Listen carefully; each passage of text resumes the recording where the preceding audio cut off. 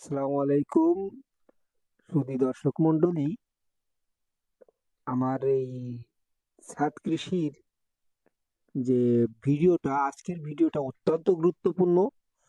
এই ভিডিওটা যদি আপনি দেখেন তা আপনি গাছের দক্ষ ডাক্তার হবেন এবং গাছগুলো সবসময় সতেজ থাকবে, গাছের রোগ ব্যাধি কম হবে। এই জন্য এই ভিডিওটা যত্ন সহকারে দেখবেন। এর কারণ তো বুঝতেই পারছেন। এক ভিডিও ছাদ কৃষির মূল মন্ত্র, আপনি গাছের দক্ষ ডাক্তার। আমি যে হেডিংটা করেছি এই জন্যই আপনাদের জন্য করেছি। না টেনে পুরোটাই দেখবেন, বারবার দেখবেন, এতে করে আপনি মূল বিষয়টা বুঝতে পারবেন। এবং আমার চ্যানেল যদি ভালো লাগে একটু সাবস্ক্রাইব করবেন। দেশের স্বার্থে, কৃষির স্বার্থে এটা আপনাদের অনুরোধই করি। তা চলুন আমরা দেখা যাক কিভাবে আহ, আমরা করতে পারি। সেটা হচ্ছে সার ব্যবস্থাপনা পর্ব 2, আগে একবার করেছিলাম। তা আমি কয়েকটা প্রশ্নের মাধ্যমে আপনাদের কাছে জানতে চাচ্ছি যে আপনার গাছ কি হলুদ হয়ে যাচ্ছে, বৃদ্ধি হচ্ছে না, ডালপালা কম? যদি এই সমস্যায় পড়েন তাহলে আপনি ইউরিয়া সার প্রয়োগ করতে পারেন। আর ইউরিয়া সার যদি না থাকে তাহলে মুরগির বিষটা সার আছে, সেটা প্রয়োগ করলেও আপনি অনেকটাই ইউরিয়া সারের সাবস্টিটিউট অর্থাৎ ইউরিয়া সারের বিকল্প হিসেবে ব্যবহার করতে পারেন। এবারে ডিএপি সারও ব্যবহার করা যায়। ডিএপি তে ইউরিয়া বা অ্যামোনিয়া আছে, না যেটাকে আমরা নাইট্রোজেন সার বলি, সেটা পাবেন। আর এই নাইট্রোজেনের অভাবে কিন্তু গাছের বৃদ্ধি কম হয়, ফল ফুল পাতা কম হয়, বাড়ে না, এইগুলো হয়। তা আপনারা নাইট্রোজেন দিতে পারেন এবং এর লক্ষণগুলো একটু জেনে রাখুন। 2 নম্বর, আমি টিএসপি সারের কথা বলছি, এই যে একেবারে দানাদার কালো মতো এই সারগুলো। তা আপনাদের কাছে কিছু প্রশ্ন করি, সেটা হচ্ছে আপনার গাছে কি ফুল ফল হচ্ছে না, গাছ নরম, শক্ত করার দরকার, পাতা চিকুন, ফল ঝরে যাচ্ছে? এই সমস্যাগুলো কিন্তু সবারই হয়, আমি আমার জানা মতে। তাহলে আপনার কোনো চিন্তা নাই, আপনি টিএসপি বা ট্রিপল সুপার ফসফেট সার প্রয়োগ করতে পারেন। প্রতি বর্গ ফুটে 1.4 গ্রাম বা 1 চা চামচের অর্ধেকেরও কম 1 বর্গ ফুট জায়গায়, অর্থাৎ আপনি 1 বর্গ ফুট জায়গায় যদি একটা বেগুন গাছ লাগান তাহলে 1 চা চামচের অর্ধেক দিতে পারেন। কিংবা যদি আপনি স্কোয়ার ফিটে করেন, যেমন আমরা বেড করি, এক একটা বেডে প্রায় 18 বর্গ ফুটের জায়গা, তাহলে 18 বর্গ ফুট প্রায় 20-25 গ্রাম আপনার এই টিএসপি দিতে হতে পারে। তাহলে এই যে গাছ শক্ত হচ্ছে না, ফুল ফল ঝরে যাচ্ছে, এগুলোর জন্য আপনি অবশ্যই টিএসপি ব্যবহার করবেন। এবং টিএসপি সারটা অত্যন্ত ভালো। এবং আপনাদের বলে রাখি যে গাছের ফলন বৃদ্ধিতে টিএসপি অত্যন্ত গুরুত্বপূর্ণ ভূমিকা পালন করে। তাহলে আসুন দেখে নিই পরবর্তী স্লাইড। আমরা এমওপি, এমওপি তো হচ্ছে মিউরেট অফ পটাশ। আপনারা যে লাল রঙের, অর্থাৎ দোকানে যে লাল রঙের সারগুলো দেখেন, এগুলোকে আমরা মিউরেট অফ পটাশ বলি, এমওপি সংক্ষিপ্ত। আসলে এখানে কিছু লক্ষণ আমরা দেখিয়েছি যে পাতার কিনারা, অর্থাৎ পাতার কিনারা দাগ পড়ে, স্পটের মতো দাগ হয়ে যায়। যদি এই সমস্যাগুলো আপনার গাছে হয়, পাতায় হয়, তাহলে আপনি নিঃসন্দেহে মিউরেট অফ পটাশ বা দিতে পারেন।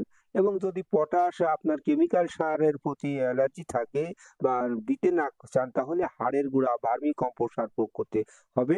তবে এই যে আপনার পটাশ সার, বিশেষ করে কলার খোসাতেও পটাশ সার আপনি পেতে পারেন। তবে এগুলো দিলে সবই যে গাছের পূর্ণাঙ্গ ভিটামিন মিনারেলের পূরণ হবে, পটাশের চাহিদা পূরণ হবে, এটা কিন্তু নয়।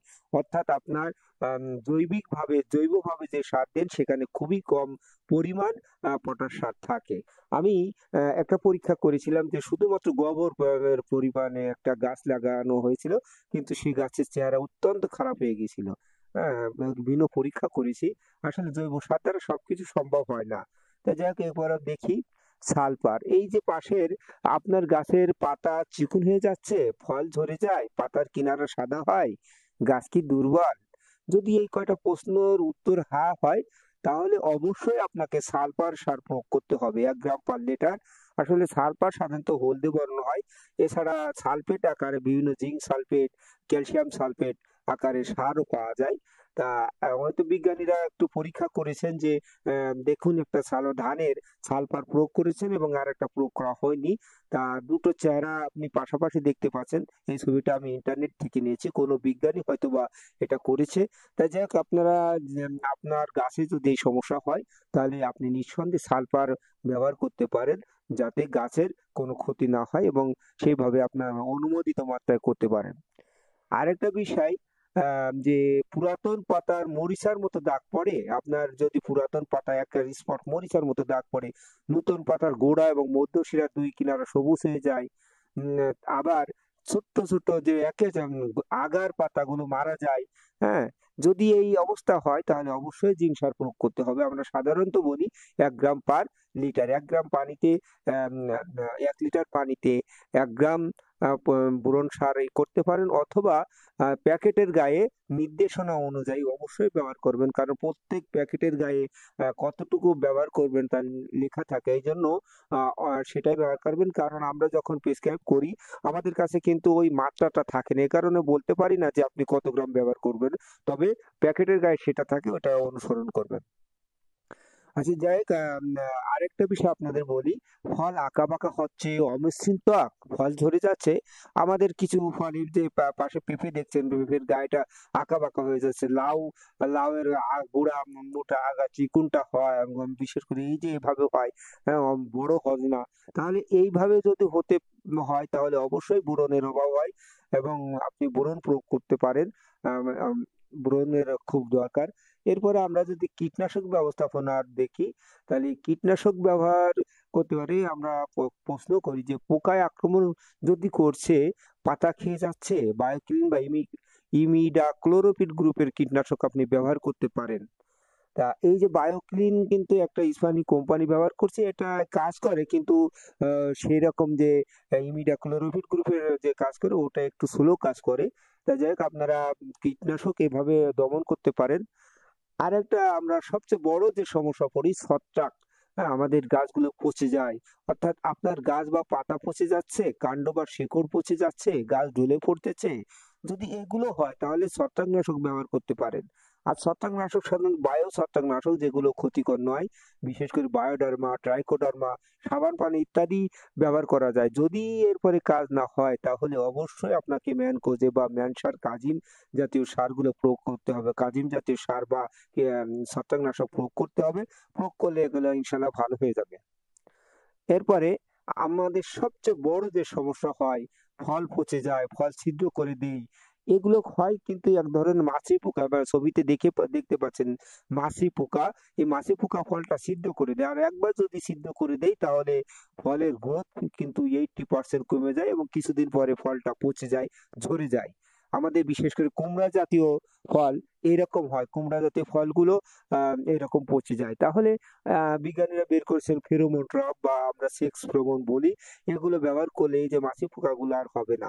আপনারা এগুলো ব্যবহার করতে পারেন এবং ভালো ফল পাওয়া যাবে। আরেকটা আছে, আমাদের ফসলের সবচেয়ে বেশি যে ক্ষতি করে সেটা হচ্ছে, এক হচ্ছে সাদামাছি পোকা, জাপ পোকা। এই যে সাদামাছি পোকা আপনারা দেখতে পাচ্ছেন, এরা গাছের পাতার তলে, বিশেষ করে পাতার নিচের দিকে বাসা বাঁধে, নিচের দিকে থাকে। এ কারণে যদি উপরে স্প্রে করেন তাহলে এই মাছিগুলো যাবে না, অর্থাৎ পাতার নিচে স্প্রে করতে হবে। আর এই সাদামাছির পোকার সবচেয়ে ক্ষতিকর দিক হচ্ছে এরা একরকম ভাইরাস বহন করে, এই ভাইরাসের গাছটা একেবারেই নষ্ট হয়ে যায়। এই জন্য কিছু প্রশ্ন হচ্ছে, সাদামাছি পোকা আক্রমণ করেছে, মাকড়নাশক ইমিটাপ ব্যবহার করতে পারেন। জাপ পোকা আর খেয়ে যাচ্ছে, তাহলে হলুদ পাত বা কাগজ ব্যবহার করতে পারেন। এই যে হলুদ পাত দেখছেন, এটা ব্যবহার করলে অনেক সময় জাপ পোকা পোকা আপনারা আম, নিয়ন্ত্রণে আনতে পারবেন। সবকিছু আপনাকে দেখতে হবে যে নিজে নিজে আপনার গাছের কাছে যেতে হবে।